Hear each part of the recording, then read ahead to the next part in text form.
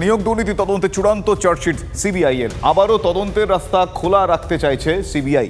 SSC এবং নবম দশম নিয়োগ সংক্রান্ত 4টি মামলায় এই চার্জশিট।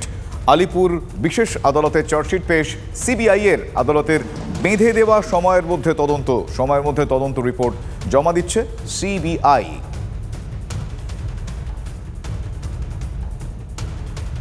আপনাদের আরও একবার জানিয়ে রাখবো, নিয়োগ দুর্নীতি তদন্তে চূড়ান্ত চার্জশিট সিবিআই এর। ফের তদন্তের রাস্তা খোলা রাখতে চাইছে সিবিআই। এসএসসি এবং নবম দশম নিয়োগ সংক্রান্ত 4টি মামলায় চার্জশিট। আলিপুর বিশেষ আদালতে চার্জশিট পেশ সিবিআই এর। আদালতের বেঁধে দেওয়া সময়ের মধ্যে তদন্ত রিপোর্ট জমা দিচ্ছে সিবিআই। আমার সহকর্মী সিজার মন্ডল এই মুহূর্তে রয়েছেন আমার সঙ্গে সরাসরি। সিজার, আর কি আপডেট রয়েছে এই বিষয়ে, আর কি জানা যাচ্ছে? তাহলে এই মুহূর্তে তদন্তের গতি প্রকৃতি কি তাহলে ত্বরান্বিত হবে? দেখো, তদন্তের গতি প্রকৃতি ত্বরান্বিত হওয়ার খালি প্রশ্ন নয়, হাইকোর্টের নির্দেশে এই মামলার দ্রুত তদন্ত করতে হবে এবং সেই তদন্ত গত বছরই শেষ করার কথা বলা হয়েছিল এবং সেই কমপ্লায়েন্স রিপোর্ট আগামীকাল হাইকোর্টে জমা পড়বে। অর্থাৎ সিবিআই যে তদন্ত শেষ করেছে সেই অনুসারে আজকে 4টি মামলার RC 2, 3, 4, 5 যেটা SSC group C group D মামলার যে এফআইআর হয়েছিল তার ভিত্তিতে 4টি চার্জশিট ইতিমধ্যেই আজকে জমা দেওয়া হয়েছে আলিপুর বিশেষ আদালতে এবং সেই জায়গা থেকে সিবিআইয়ের বক্তব্য এটা চূড়ান্ত চার্জশিট। কিন্তু খুব অদ্ভুতভাবে এই চূড়ান্ত চার্জশিটের দিয়েও কালকে কিন্তু যেটা সিবিআই সূত্র থেকে জানা যাচ্ছে, তারা হাইকোর্টে যে রিপোর্ট জমা দেবে সেখানে তারা কিন্তু জানাবে যে বেশ কিছু নতুন দিক উঠে এসছে এই তদন্তে এবং সেখানে আরও বেশ কিছু নতুন নাম উঠে এসছে এবং সেই জায়গা থেকে আদালতকেই তারা জিজ্ঞাসা করবে যে তারা তার পরবর্তী যে নতুন দিকগুলো উঠে এসছে সেগুলো নিয়ে তারা তদন্ত কন্টিনিউ করবে কিনা। অর্থাৎ চূড়ান্ত চার্জশিট দিয়েও তারা কিন্তু তদন্তের রাস্তা খোলা রাখতে চাইছে এবং তারা আদালতের নির্দেশেই অপেক্ষা করছে যাতে এই যে নতুন ডেভেলপমেন্ট হয়েছে সেই ডেভেলপমেন্টের ভিত্তিতে যদি আদালত নির্দেশ দেয় পরবর্তী তদন্ত এগিয়ে নিয়ে যাওয়ার জন্য, তাহলে কিন্তু এটা চূড়ান্ত চার্জশিট হিসেবে গণ্য হবে না। আপাতভাবে এটা চূড়ান্ত চার্জশিট। ধন্যবাদ সিজার, ধন্যবাদ। কথা বলছিলাম আমার সহকর্মী সিজার মন্ডলের সঙ্গে। অন্যদিকে ইডি আধিকারিকদের উপর হামলার পর শেখ শাহজাহান বেপাত্তা। ইডির জালে শঙ্কর আঢ্য, ইডির কবজায় জ্যোতিপ্রিয় মল্লিক। উত্তর 24 পরগনার একের পর এক ঘটনায় চাপে তৃণমূল কংগ্রেস। আর এই পরিস্থিতিতে বৈঠকে তৃণমূলের নবগঠিত কোর কমিটি। একসময় দীর্ঘদিন উত্তর 24 পরগনা জেলা সভাপতি ছিলেন জ্যোতিপ্রিয় মল্লিক। বালুহীন জেলায় ইডি হানা নিয়ে শুক্রবার যা ঘটে গেল তাতে চাপ আরও বেড়ে গিয়েছে শাসক দলে।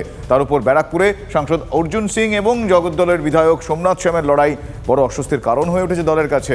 আর এই অবস্থায় কিভাবে পরিস্থিতি সামলানো যায়, কোন পথে এগোতে হবে, এই নিয়ে তৃণমূলের কোর কমিটির বৈঠক। আমার সহকর্মী দীপঙ্কর এই মুহূর্তে রয়েছেন আমার সঙ্গে সরাসরি। দীপঙ্করের কাছ থেকে জানবো, দীপঙ্কর, এই যে কোর কমিটির বৈঠক, সে বৈঠক এই মুহূর্তে দাঁড়িয়ে তাদের কাছে খুব গুরুত্বপূর্ণ। তার কারণ বারবার কেন নানা ঘটনায় দলকে অস্বস্তির মুখে পড়তে হচ্ছে তার একটা উত্তর বিহিত এবং পদক্ষেপ এই কোর কমিটির বৈঠক থেকে উঠে আসবে বলেই সিদ্ধান্ত। দীপঙ্কর, দেখো, কোর কমিটির বৈঠক কিছুক্ষণ আগে শেষ হয়েছে এবং কোর কমিটির বৈঠক শেষে সৌগত রায় প্রেস মিট করেছেন। প্রেস বিবৃতি দিয়ে তিনি যেটা জানাচ্ছেন যে কোর কমিটির আলোচনার মূল বিষয়বস্তুই ছিল হচ্ছে আগামী দিনের লোকসভা নির্বাচনে দল কিভাবে লড়াই করবে, কিভাবে ঐক্যবদ্ধ হতে হবে, সেই সমস্ত বিষয় নিয়েই আলোচনা হয়েছে। এর বাইরে অর্জুন সিং, সোমনাথ শ্যাম এই সংক্রান্ত বিষয় কিংবা শেখ শাহজাহান এই সংক্রান্ত বিষয়, এই ধরনের বিষয়গুলোকে তারা আলোচনায় নাকি নেননি, এমনটাই সৌগত রায় প্রেস মিট করে বলেছেন। এবং পাশাপাশি যখন এই প্রেস কনফারেন্সে কোর কমিটির বৈঠকে কিন্তু সোমনাথ শ্যাম ইনভাইটি মেম্বার ছিলেন, তিনি বেরোনোর সময় বলেন যে কে অর্জুন চিনি না, কোট আনকোট একদম সোমনাথ শ্যাম এই কথা বলেন, কে অর্জুন চিনি না, দল যাকে প্রার্থী করবে তার হয়েই লড়াই করব। যদি অর্জুন সিং প্রার্থী হন তাহলে সেক্ষেত্রে তিনি তার হয়ে লড়বেন, টেকনিক্যালি ঠিক রাখলেন। কিন্তু অর্জুন সিং বেরিয়ে যাওয়ার সময় যখন আমরা তার সঙ্গে কথা বলার চেষ্টা করি তখন তিনি বলেছেন যে না, আমি এ ব্যাপারে কোনো কথা বলবো না। ফলত বোঝা যাচ্ছে যে অর্জুন সিং, সোমনাথ শ্যাম, যেহেতু সোমনাথ শ্যাম ইনভাইটি মেম্বার ছিলেন, তাহলে এই আলোচনা হয়েছে কিন্তু দলের তরফ থেকে এটা কিন্তু গোপন করা হচ্ছে। শেখ শাহজাহানের বিষয়, সে বিষয়ে বারবার আমরা সৌগত রায় যিনি প্রেস মিট করছিলেন তাকে প্রশ্ন করেছি, কিন্তু তিনি বারবার এড়িয়ে যাওয়ার চেষ্টা করছেন। তিনি বলছেন এটা রাজ্য সরকারের তরফ থেকে বিবৃতি দেওয়া হবে। শোভনদেব চট্টোপাধ্যায়, তাকে আমরা পেয়েছিলাম, তাকে যখন জিজ্ঞাসা করা হয় তখন তিনি শোভনদেব চট্টোপাধ্যায় মেজাজ হারান, মেজাজ হারিয়ে বলেন ইডি কেন না জানিয়ে গেছেন, জনবিস্ফোরণ হবে। এরপরে কেন্দ্রীয় সংস্থা যেখানে বিজেপি শাসিত অঞ্চল আছে, রাজ্য আছে, সেই সব জায়গায় ইডি যায় না, যে রাজ্যে বিজেপি নেই সেইখানে কেন যায়, এই কথা শোভনদেব চট্টোপাধ্যায় বলছেন। ফলত প্রেস মিট হওয়ার আগে পর্যন্ত কোর কমিটির বৈঠকে যে বৈঠক চলেছে সেখানে কিন্তু এই বিষয়গুলো ছিল, কিন্তু সংবাদ মাধ্যমের সামনে কিন্তু দলের তরফ থেকে স্পষ্ট করে বলা হয়েছে আগামী লোকসভা নির্বাচনে কিভাবে তারা ঐক্যবদ্ধ হবেন সেই বিষয় নিয়ে আলোচনা হয়েছে। প্রসঙ্গত আরও একটা বিষয় উল্লেখ করবার, এই কোর কমিটির বৈঠকে পার্থ ভৌমিক, নারায়ণ গোস্বামী, রতিন ঘোষ, সুজিত বোস এই ধরনের নেতৃত্ব কিন্তু অনুপস্থিত ছিলেন। ফলত কোর কমিটির বৈঠক যেখানে যারা রাজ্যের মন্ত্রী, দুজন মন্ত্রী সুজিত বোস, পার্থ ভৌমিক তারা অনুপস্থিত, জেলা সভাধিপতি নারায়ণ গোস্বামী অনুপস্থিত, যদিও রতিন ঘোষ তিনি অসুস্থ ছিলেন এমনটা দলের কাছে জানিয়েছেন, তার জ্বর রয়েছে, কিন্তু এরকম একাধিক লোকের অনুপস্থিতি থাকা, বিশ্বজিৎ দাস বনগাঁ সাংগঠনিক জেলা সভাপতি, আমরা সোমনাথ সোম কি বলেছেন একবার শোনাবো দর্শকদের। দল যেটা বলবে, ব্যক্তি বিশেষে দল চলে না তৃণমূল কংগ্রেস। দল যেটা বলবে, যাকে আগামী দিনে সেখানে প্রস্তুত করবে, যাকে পাঠাবে তাকে নিয়ে দল করবে। অর্জুন বলে আপনার আপত্তি থাকবে? অর্জুন বলে না, আমি অর্জুন কি আমি তো জানি না, অর্জুন বলে কোনো কথা নয়। আমি দল যেটা বলবে, যাকে পাঠাবে, যাকে ওখানে বলবে নির্বাচনে দাঁড়াবার জন্য, তার সঙ্গে নিশ্চয়ই সোমনাথ সামও থাকবে। অন্যায়ের বিরুদ্ধে কালকেও প্রতিবাদ করেছি, আজকেও প্রতিবাদ করব। যেখানে অন্যায় হবে সেখানেই থাকবো। নেত্রী শিখিয়েছে লড়াই করেই বাঁচতে হবে, লড়াই চাই। গতকাল আমরা শুনেছিলাম যে বয়স বিতর্কে কি বলেছেন অভিষেক।